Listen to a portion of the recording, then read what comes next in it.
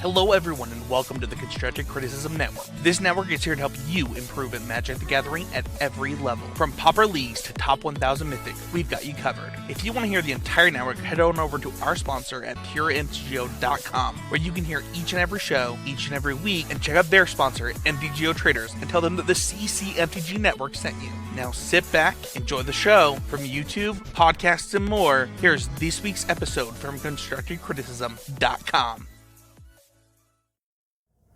How's it going, everybody? It is 3 o'clock Friday, November the 27th, 2020. Got my days all mixed up. I'm not used to having this many off in a row. But that means it's time for this, the 96th trip down the Homeward Path. My name is Adam, and I've got a few questions for you. First and foremost, are you a fan of Magic the Gathering?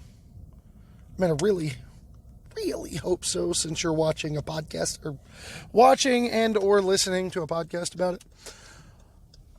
But in spite of that, is there something that takes precedence in your life? A partner, children, job, career, all of the above.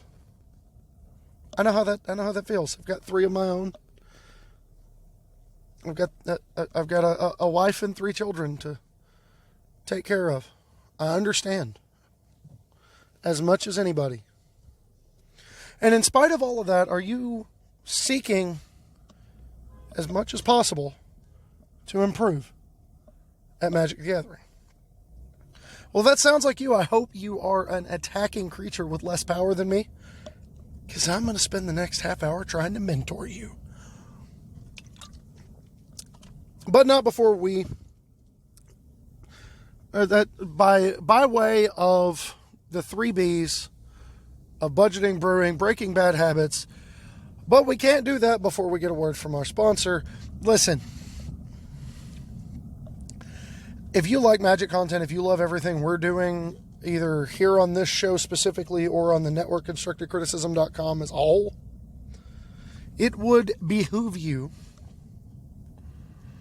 to head over to puremtgo.com, one of the largest depositories of Magic content on the web. Check out all the stuff they've got there. They've got content for literally everyone. They've got commander focused content. They've got 60 card focused content. They've got 40 card focused content. Limited. They've got a little bit of everything on that site. And of course, I would be remiss if I didn't mention our parent network, ConstructiveCriticism.com. They're the reason I'm here. They're the reason I still, being able to go shoulder or on the same site with people like Mason and Allie and Colton and Spencer and Michaela is sort of a dream come true. I'm not going to lie. So let's help keep realizing that dream and go check out the content on their site.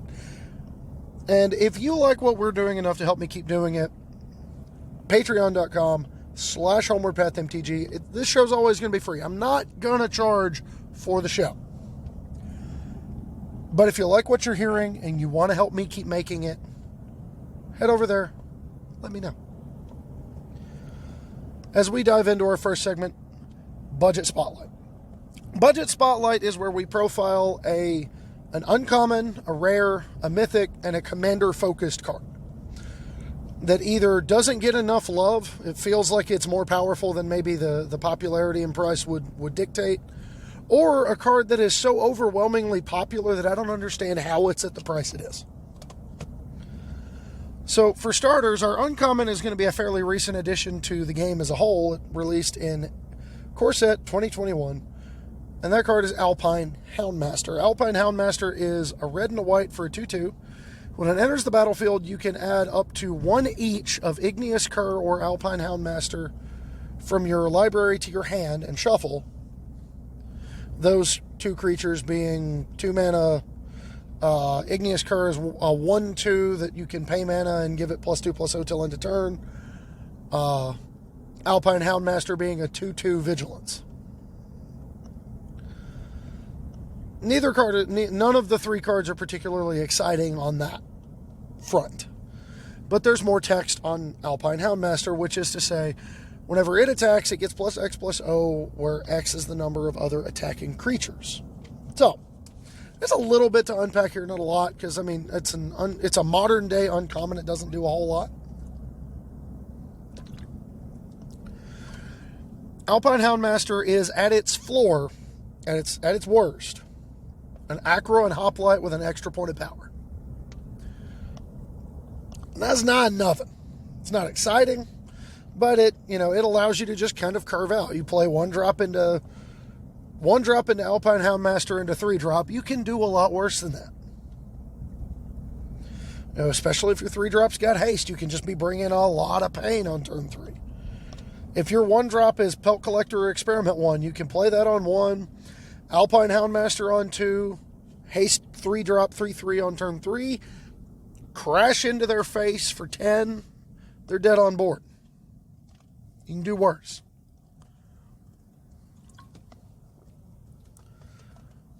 You can do a lot worse than that.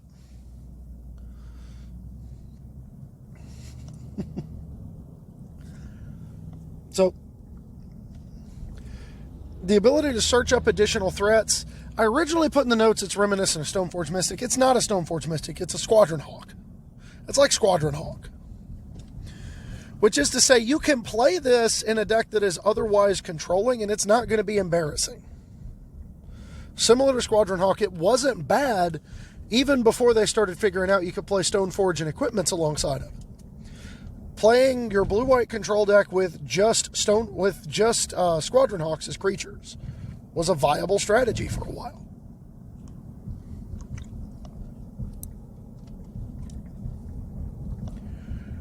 So, and it has synergy thanks to its attack trigger. Whenever this creature attacks, it gets plus X plus O till end of turn for each other attacking creature, or X, where X is the number of attacking creatures. That has massive synergy with cards like Embercleave, Tamer Battle Rage, and Winota. Because you can stack your triggers so that this ability resolves last for all your Winota triggers. And you can stack up a whole bunch of Winota triggers and put a bunch of creatures into play that are tapped and attacking, and then Alpine Houndmaster will count all of them towards its plus X plus O bonus, which is really cool. The ability to play, it's the kind of card that rewards you for attacking. And historically speaking, at least, most Boros decks like to do that. And Alpine Houndmaster is going to set you back a whole quarter, coupled with the other dogs, if you're playing those, and you should, if you have room. I mean, it's going to set you back like $2 for a playset of everything. So, that's not exactly a lot to spend on something that has as much upside as this card does. And it's currently standard legal, in addition to being Pioneer legal, and being a way to pull 2 cards out of your deck in Commander. So, top to bottom, you can do a whole lot worse than Alpine Houndmaster. And that brings us to our rare, which is Boros Reckoner. Boros Reckoner is 3 hybrid mana of either red or white. Buys you a 3/3.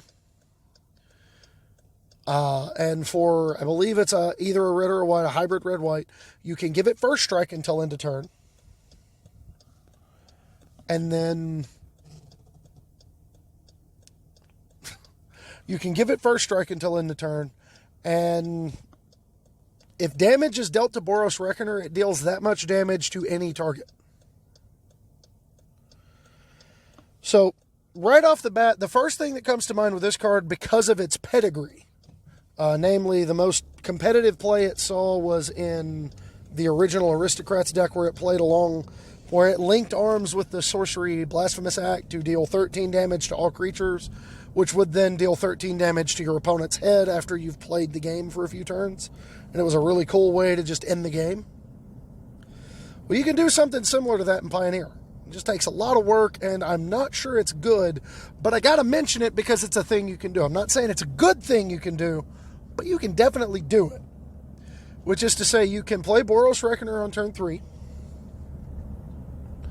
And then you can play Ironcrag Feat on turn 4, get 7 red mana and get 1 more spell to cast for the turn, and cast Star of Extinction and deal 20 damage to each creature. 20 damage to Boros Reckoner is lethal to your opponent. 20. Again, not saying it's a good thing to do, but when there's the possibility of an oops, I win button, we got to talk about it. Accidentally winning the game is pretty fun. But even without busted stuff, there's ways to use this card that do a lot of different things. Sorry, my grammar is messed up today. Playing cards like Reckless Rage, 4 damage to your thing, 2 damage to mine. Well, now that turns into 4 damage to your thing and 2 damage to another one of your things. That's going to dominate a battlefield. Or even something as innocuous as like playing it out of the board in your feather deck, where you can shock your own Reckoner turn after turn after turn in order to create a state of inevitability similar to the old Punishing Fires decks, where you've got the ability to keep using your shock like a renewable resource, because you can keep pointing it at Boros Reckoner, and it'll deal the 2 damage where you want it to go, but then you'll get it back, thanks to Feather. That's super sweet.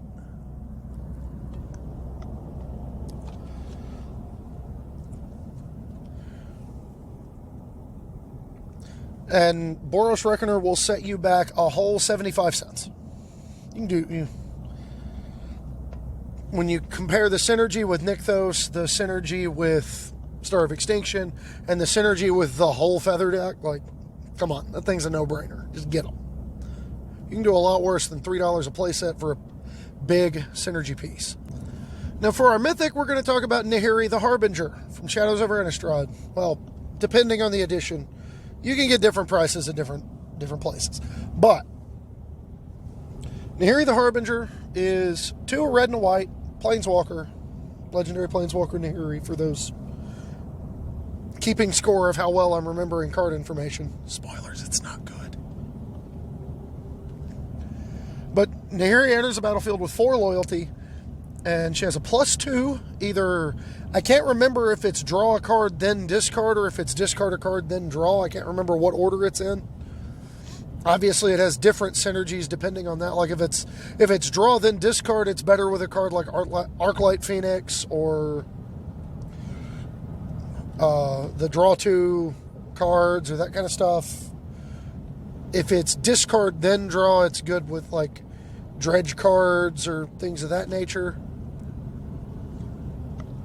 But regardless, card selection on a red-white Planeswalker as a +2, not terrible. I think a -3, exile target artifact, enchantment, or tapped creature. That's pretty good. That's pretty good. Removal on a Planeswalker. And then last but not least, I can't remember if it's -8 or -10. I want to say it's -8. I could be wrong. Search your library for a creature and put that creature onto the battlefield. It gains haste. Return it to your hand at the beginning of the next end step. So, first and foremost, we got to talk about the fact that this is card selection in Boros on a Planeswalker. And especially as a +2. Like, Nahiri comes down, goes to 6 loyalty, and fixes your hand. It's not perfect. It's not, Jace the Mind Sculptor levels. It's not Teferi Hero of Dominaria levels. But it's going to fix your hand. Even if it's just a little bit. Or loading something in the graveyard for something else you're playing. That's pretty good. It's not sexy. It's pretty good. And then, I can't stress this enough. Nahiri's -3 ability is not destroy target artifact, enchantment, or tapped creature. It's not return target artifact, enchantment, or tapped creature to its owner's hand. It's not conditional upon how much those cards cost. It is exile target artifact, enchantment, or tapped creature. Exile removal is really good right now, because it doesn't allow death triggers. It doesn't allow things to come back from the graveyard a la Urokroxa or the various things in the Oops All Spells decks. It doesn't trigger death triggers. It gets rid of indestructible things or things that can become indestructible. Like, it's just really good to be able to exile. And, against the Wilderness Reclamation decks, it can even... You exile Wilderness Reclamation, they can't get it back with Tamiyo. Which is kind of a big deal. Now, last but not least, the ultimate, obviously it's at its most broken in Modern, where you can go get Emrakul the Aeon's Torn, put it into play, attack you for 15 and Annihilator 6. That's a lot. That's probably lethal. I get it. But even in Pioneer, where the best creatures we have are not nearly as good as Emrakul the Aeon's Torn, we've still got Ulamog the Ceaseless Hunger, where you can go get it, put it into play, attack for 10, exile their top 20 cards, and then put it back in your hand to be reused with other similar effects later. Or if you're playing a weird Naya pile where you're like a Naya Marvel variant for some reason, and you're playing, Nissa in your Marvel deck, like you should, you can just cast it. It gets it to your hand so you can cast it down the line. After giving you a 20-card exile trigger that may or may not actually just kill your opponent anyway. So, it's pretty cool. And then last but not least, our command... And Nahiri, by the way, will set you back about $1.50. And this is not a card you run a playset of. You run like 2 in 60-card formats. And in Commander, you obviously only run 1, and it's a really good piece for Commander, being able to go get whatever big, dumb, busted thing you need, get you its trigger, and then put it back in your hand. Like, you can do a lot worse than go get Karmic Guide, get my thing back, put the Karmic Guide back in my hand at the end of the turn, so I can do it again. That's not terrible. That's not bad at all. But last but not least, we're going to talk about one of the least loved companions in Zirda the Dawnbreaker, or Dawnwaker. Zirda is 1 and double hybrid of red or white. So you choose red or white twice and then 1 of any color. Buys you a 3/3, I believe. It could be a 2/2. I don't remember for sure. Either way, buys you this creature. The companion condition, in other words, in order for this card to be revealed from outside the game as your companion and you'd be able to move it from there to your hand for 3 mana at sorcery speed, every card in your deck has to have an activated ability. Now bear in mind that doesn't say an activated ability that isn't a mana ability. So your lands count, and any creatures whose sole purpose is to tap 4 mana count. So it's a condition that's interesting. It's an interesting condition as opposed to something like Lurrus, where if you're wanting to play Lurrus in your deck, you're probably not making a lot of concessions. Or Yorion, where if you're wanting to play Yorion in your deck, you just get to play more cards in your deck. Or, Lutri, which is banned in Commander because the condition for Companion was literally free. Regardless, the idea of building a Boros deck with all activated abilities is really interesting. Whether you're playing this as a companion or as a commander, your deck is going to be the most interesting Boros deck at the table. Probably the only one too, but, definitely the most interesting. Because Training Grounds on a commander is super, super sweet.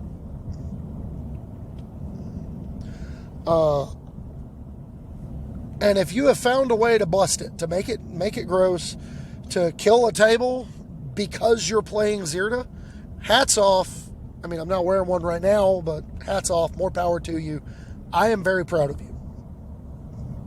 And Zirda will set you back a grand total of the same price as Boros Reckoner, 75 cents. So You need one. It's Commander. You need one copy of this card. You can do a whole lot worse than this for 75 cents. But that brings us to our second segment, our Brew of the Week. And Brew of the Week, we are talking about either a deck that is really cheap to build or a deck that just doesn't get a lot of love, isn't very popular, so the price is comparatively low to something similarly powerful.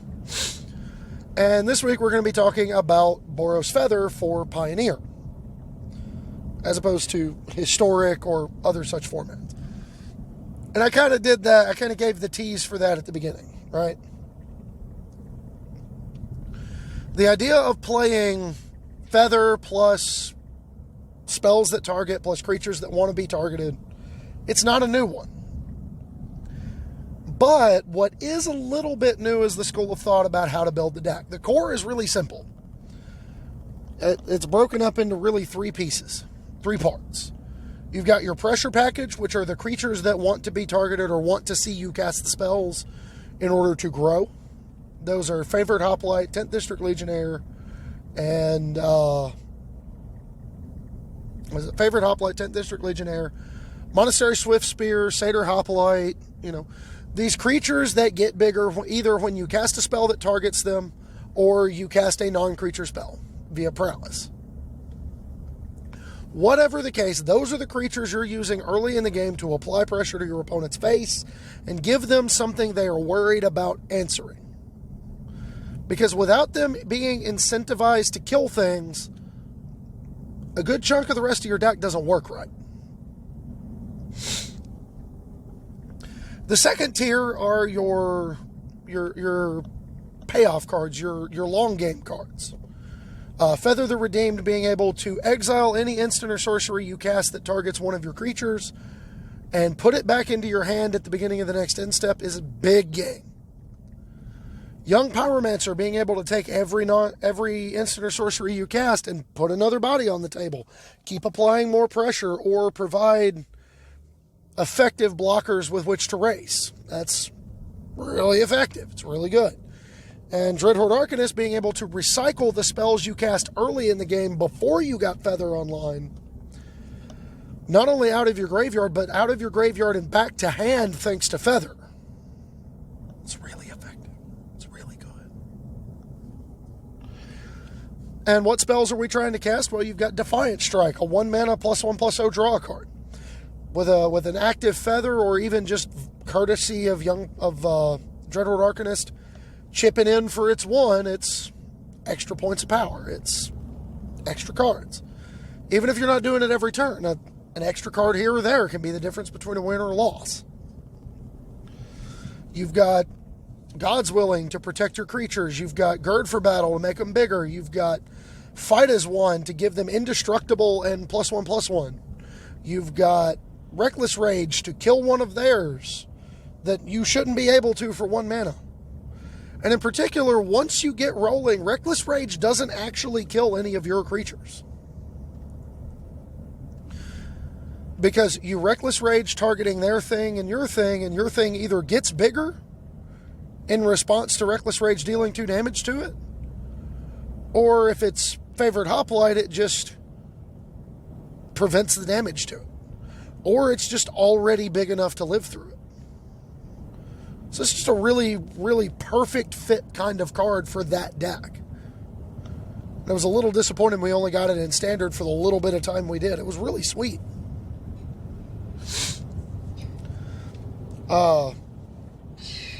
Customization options, you can go leaner on the mana curve to the point where you cut the Feather herself in order to play Luris's Companion and just try to bank on Dreadhorde Arcanist and Young Pyromancer as your card advantage payoffs and just look to apply as much pressure as possible. That's a line you can take. It's not a bad one. You can go bigger on the curve and play cards like Boros Reckoner, Legion Warboss, or Goblin Rabblemaster and use your protection spells and play more like a curve out deck that just has a way to interact with your opponent's interaction. That's another line. It's not bad. And then for sideboard, you've got access to even more tools because you're in white. You've got access to cards like Rest in Peace, Leyline of Sanctity, Droneth Magistrate. As a weakness, though, this deck is going to be soft to the following two things. It's going to be soft to unfair decks, like Oops All Spells, like Lotus Breach combo, or Lotus Field combo, like Reclamation, because it's going to struggle to do anything they care about. Like, if you're not killing them, they don't care what you're doing, because you don't have a lot of ways to make them play fair. And then you're going to struggle against control decks because, by and large, you're playing right into them by inviting card disadvantage by targeting your creatures with spells. So with that out of the way, we dive into our main segment. We're profiling the Boros Legion, which is funny because of who they are. Who are the Boros Legion? They were released in the original Ravnica City of Guilds, given their official name for the first time. A combination of red and white mana in October 2005. And they've made reappearances on every every block based in Ravnica since. They are a hyper-militarized police force tasked with maintaining law and order on Ravnica. Their original guildmaster was the Archangel Razia, who has since been supplanted either. I can't remember if Razia died or just left. Genuinely don't remember. But they've since been replaced by Aurelia, the war leader. Razia was about taking care of the situation from afar. Aurelia is all about being right up in it and beating down with them.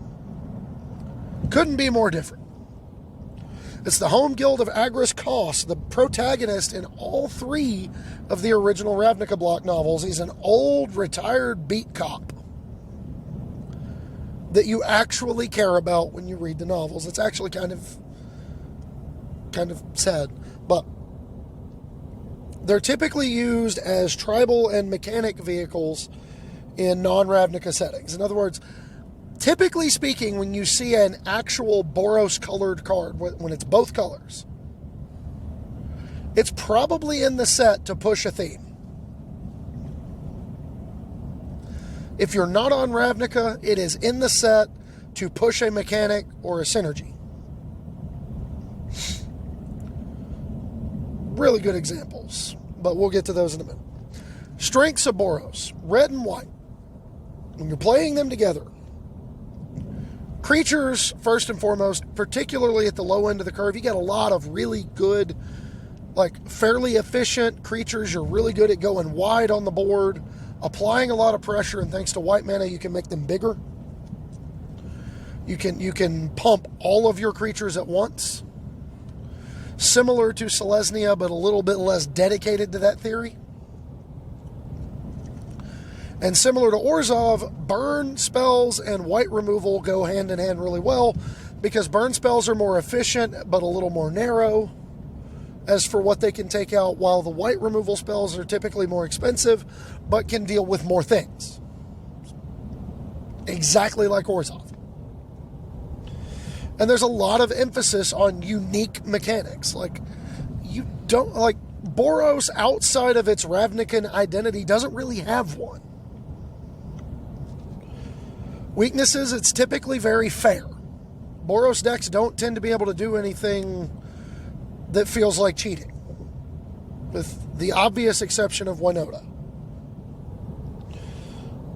Similar to Orzhov, you're typically dependent on synergies of some kind to push you ahead. Less so than Orzhov, because your central themes, your central identities tend to be very aggressive and attack focused, so there's a lot of different synergies you can push within the same shell that all are trying to snowball you towards a quick victory, as opposed to Orzhov, which tends to want to play an engine game and grind them out.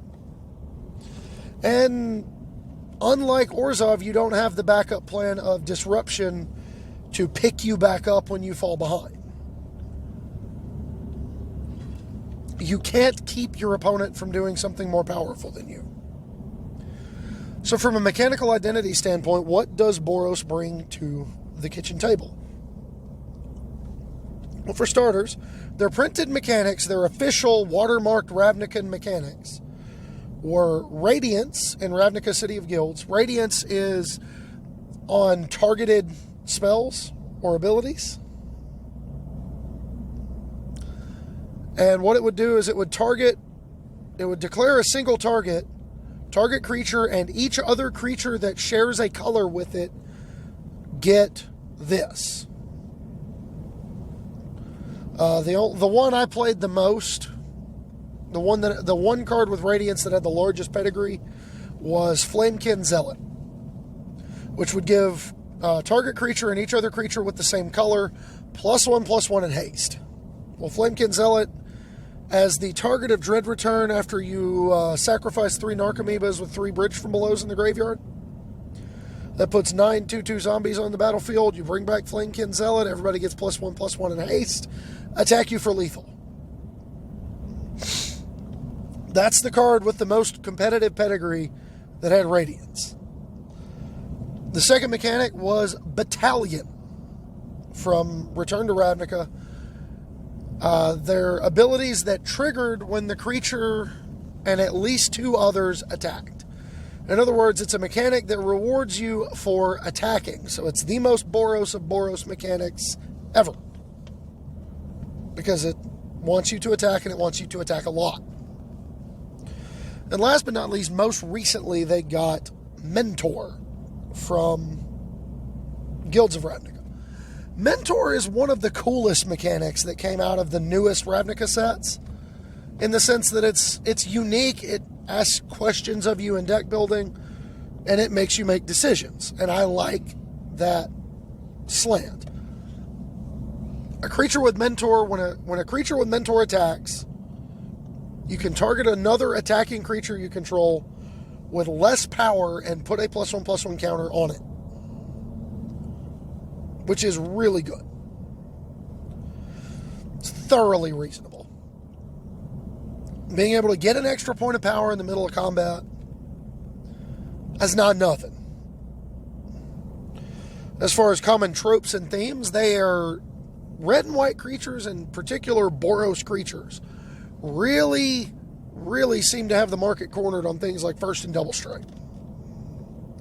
They're also really good about preventing the opponent from blocking. Pacifism effects too, the idea, not attacking or blocking.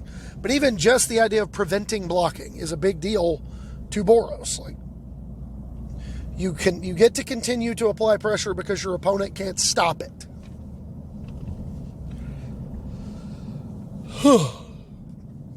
The idea of creatures building upon each other comes over from Selesnya. There's a little bit of cross synergy there. You play a lot of creatures that build upon each other with a bunch of different abilities. You have interaction with damage, and this is something that Boros has the market cornered on. That's not to say you only prevent damage or you only redirect damage.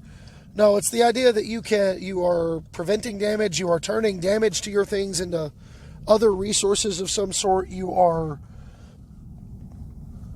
interacting with the damage from a trampling attacker. A card like Deflecting Palm is uniquely Boros. Self-preservation effects, the idea that my stuff is more important than your stuff, I need to protect mine, and then yours won't matter.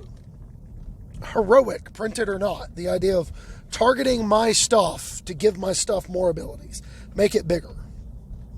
Tribal mechanical synergy unique to the plane, like actual tribal effects, or even like weird artifact mechanics like vehicles or equipments or allies or that kind of thing.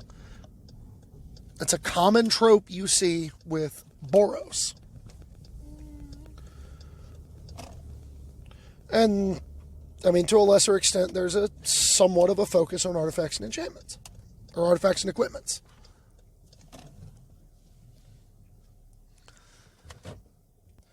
As far as typical archetypes for Boros, you've got the tried and true, the only one with a real competitive pedigree. Year in, year out, format in, format out, it doesn't seem to matter. And that is either white aggro splash red or red deck win splash white.